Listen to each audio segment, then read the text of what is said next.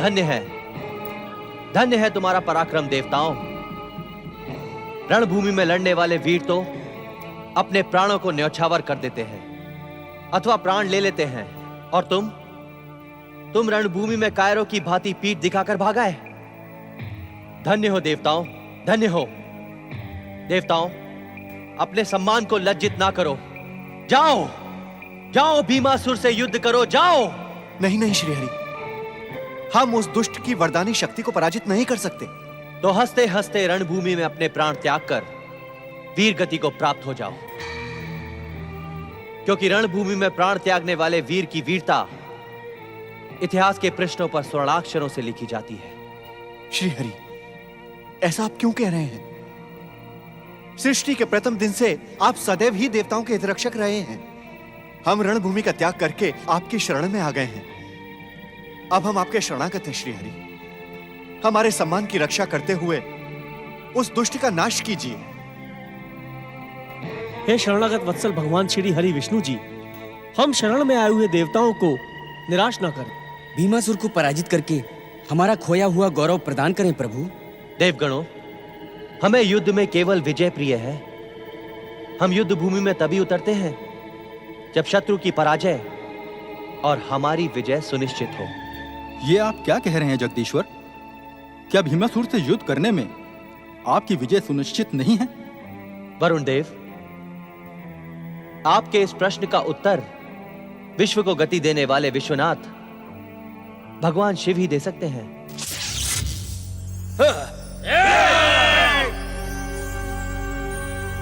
रणभूमि छोड़कर भागने वाले कायर देवताओं, मैंने पहले ही कहा था कि तुम मुझसे बचकर भाग नहीं पाओगे। भले इसके लिए मुझे आकाश का सीना चीरना पड़े, पृथ्वी को नापना पड़े, समुद्र को मथना पड़े, मैं तुम्हें दंडित किए बिना नहीं छोड़ूंगा। अधिक बढ़ चढ़ कर ना बोल दुष्ट भीमासुर, अन्यथा जगत पालक श्री हरि विष्णु तुझे अवश्य दंडित करेंगे। तो इन दुष्ट कायर देवताओं की रक्षा के लिए आप आ ही गए श्री हरि। मैं भी आपको देखना चाहता था, रणभूमि में आपके साथ दो दो हाथ करना चाहता था, आपकी वैष्णवी शक्ति के सामने अपनी अतुल्य शक्ति को देखना चाहता था। अपनी मर्यादा को लांघने की धृष्टता ना दिखा दुष्ट भीमासुर। ब्रह्मदेव की वरदानी शक्ति की मर्यादा रखने के लिए हमने रणभूमि का त्याग किया था, किंतु अब यदि तू इस प्रकार अहंकारी बातें करेगा तो मैं तुझे दंडित कर ब्रह्मदेव के वरदान की श्रेष्ठता को मिथ्या कर दूंगा। आ, मैं तुझे युद्ध के लिए ललकारता हूं। आ! परंतु मैं तुझ जैसे भीरू और कायर से युद्ध नहीं करना चाहता। आप क्या देख रहे हैं श्री हरि? यदि आप में साहस है तो आप मुझसे युद्ध करें। मैं आपको युद्ध की चुनौती देता हूं और विश्वास दिलाता हूं कि रणभूमि में अपने प्रहारों से मैं आपको संतुष्ट करूंगा।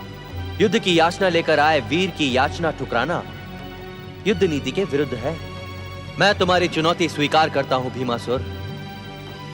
तुम्हारी युद्ध की अभिलाषा पूर्ण करने का वचन भी देता हूं, किंतु तुम्हें भी मुझे एक वचन देना होगा। नहीं दैत्यराज, नहीं। इस छलिया विष्णु को कोई वचन मत देना। वचन की आड़ में ये आपका सर्वनाश कर देगा। हाँ दैत्यराज, वचन का सहारा लेकर इसने दैत्य जाति के गौरव मधु और कैटब को मार डाला था। वामन रूप में इसी विष्णु ने महान दैत्य सम्राट महाराज बलि को छला था, और स्त्री रूप धारण करके इसी विष्णु ने महान दैत्य सेनापति राहु का मस्तक काट डाला था। इसकी बातों में मत आना दैत्यराज, मत आना। पहले मुझे इनकी बात सुन लेने दें। कहें श्री हरि, कहें युद्ध के लिए मैं आपको क्या वचन दे सकता हूं? अपनी मृत्यु को छोड़कर मैं युद्ध करने के लिए कोई भी वचन दे सकता हूं। कहें। तुम धन्य हो भीमासुर, धन्य है तुम्हारी बुद्धि और धन्य है तुम्हारा विवेक। दैत्यराज, प्रशंसा करके ये छलिया आपको छलने की भूमिका बना रहा है। इसकी बातों में मत आओ, मत आओ। आप शांत रहें, मैं अपना भला बुरा जानता हूं। कहे श्री हरि, आपको युद्ध करने के लिए कौन सा वचन चाहिए? मुझे युद्ध से घृणा है भीमासुर, क्योंकि युद्ध भूमि में अहंकार, अभिमान और स्वार्थ की भावना प्रचारित होती है। परंतु जब युद्ध अनिवार्य होता है तो मैं ही युद्धाग्नि में प्राणों की संविदा डालता हूं और मैं ही प्राणों की आहुति ले लेता हूं। तो क्या अब युद्ध अनिवार्य हो गया है? हाँ, क्योंकि मैं तुम्हारी याचना ठुकराकर तुम्हें और अधिक अभिमानी बनाना नहीं चाहता हूं। इसीलिए मैं तुम्हारी चुनौती स्वीकार करता हूं भीमासुर। इस युद्ध में राक्षसों की ओर से केवल तुम लड़ोगे और देवताओं की ओर से केवल मैं लड़ूंगा, जिससे युद्ध भूमि में व्यर्थ का रक्तपात ना हो।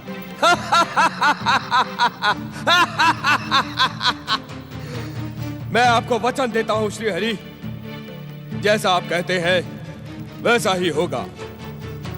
हम दोनों ही द्वंद्व युद्ध में देव और दानवों का भविष्य निश्चित करेंगे। यदि मैं पराजित हुआ तो स्वर्ग इंद्र का, किंतु यदि मैं विजयी हुआ तो स्वर्ग मेरा। मैं इस द्वंद्व पर स्वर्ग को दांव पर लगाता हूं।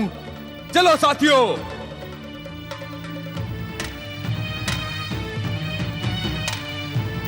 युद्ध की याचना लेकर तुम आए थे भीमासुर, इसी कारण प्रथम प्रहार का अधिकार मैं तुम्हें देता हूं।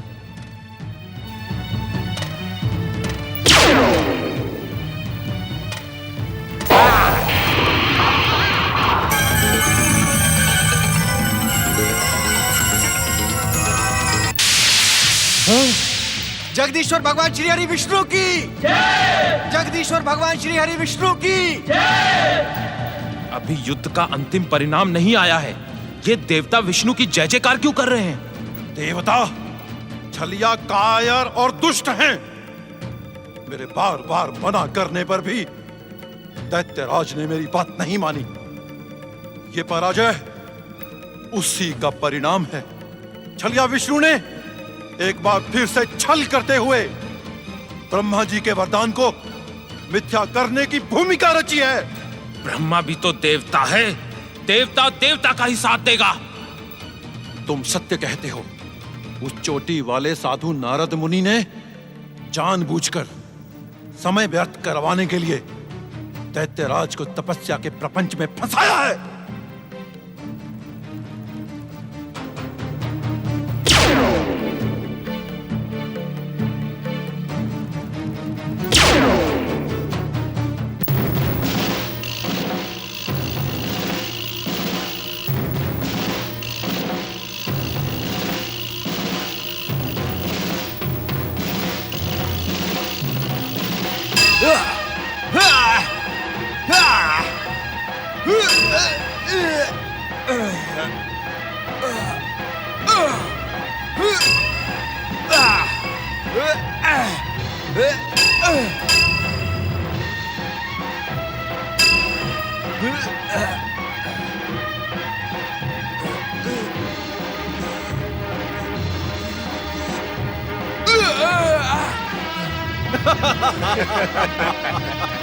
अभी भी समय है दुष्ट भीमासुर, अपनी दुष्टता के लिए श्री हरि विष्णु से क्षमा मांग ले और पाताल लोक के अंधकार में जाकर छिप जा, अन्यथा तेरी मृत्यु निश्चित है। देवराज, द्वंद्व करने वाले को संबोधित करना अनुचित और युद्ध नीति के विरुद्ध है। दैत्यवीरों, हमें भी दैत्यराज का मनोबल बढ़ाने के लिए उनकी जय जयकार करनी चाहिए। महाबलशाली महाराज कुंभकर्ण के पुत्र वरदानी राक्षस राज भीमासुर की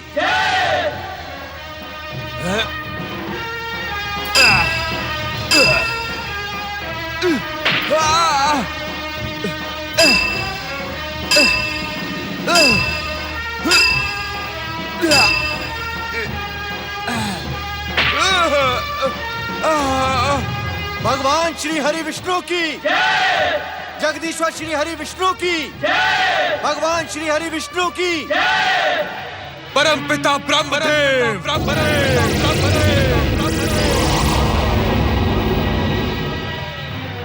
क्या आपका दिया हुआ अतुल्य शक्ति का वरदान व्यर्थ था? व्यर्थ था, व्यर्थ था। क्या आपकी तपस्या करना मेरी भूल थी? मेरी भूल थी, मेरी भूल थी। क्या आपने दुष्ट और छलिया देवताओं के साथ षड्यंत्र करके मुझे भ्रमित करने के लिए वरदान दिया था? वरदान दिया था, वरदान दिया था, वरदान दिया था। क्या संसार का अटल सत्य ब्रह्म वाक्य असत्य है? उत्तर दे ब्रह्मदेव, उत्तर दे ब्रह्मदेव, उत्तर दे ब्रह्मदेव, उत्तर दे। प्रकट हो, उत्तर दे, प्रकट हो, प्रकट हो। भीम, युद्ध में निराशा की नहीं, शक्ति की आवश्यकता होती है। महाबली कुंभकर्ण की शक्ति के साथ ही साथ तुम्हें परमपिता ब्रह्मदेव के वरदान की कृपा भी प्राप्त है।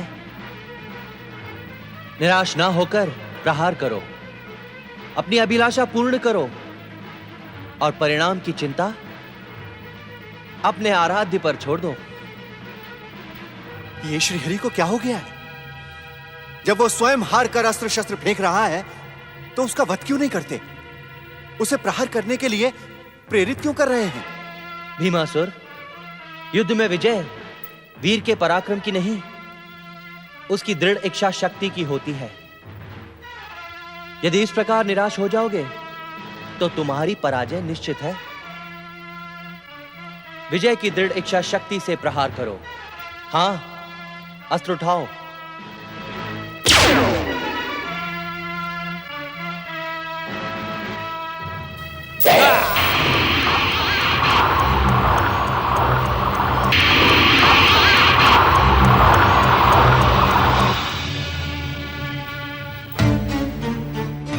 महाबलशाली महाराज कुंभकर्ण के वरदानी राक्षस राज भीमासुर की। आपने सत्य ही कहा था श्रीहरि, युद्ध में वीर की दृढ़ इच्छा शक्ति ही विजयी होती है। आप पराजित हुए और बंदी हुए और मैं विजयी। धन्य है तुम्हारा पराक्रम भीमासुर, धन्य है। मैं तुम्हारे पराक्रम की प्रशंसा करते हुए इस प्रत्यक्ष और द्वंद्व युद्ध में अपनी पराजय स्वीकार करता हूं। शिवेक्षा से यही उचित है और यही सृष्टि के रचनाकार ब्रह्मदेव के वरदान की मर्यादा है।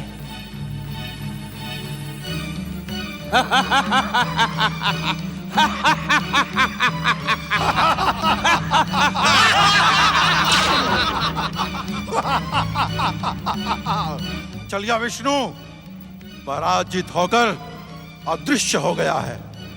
आज दैत्य जाति के लिए सबसे महान दिन है। विष्णु को पराजित करके दैत्यराज भीमासुर ने अपनी कीर्ति को अमर किया है। राक्षस वीरों, देवताओं के अदृश्य होने से पहले इन्हें बंदी बना लो।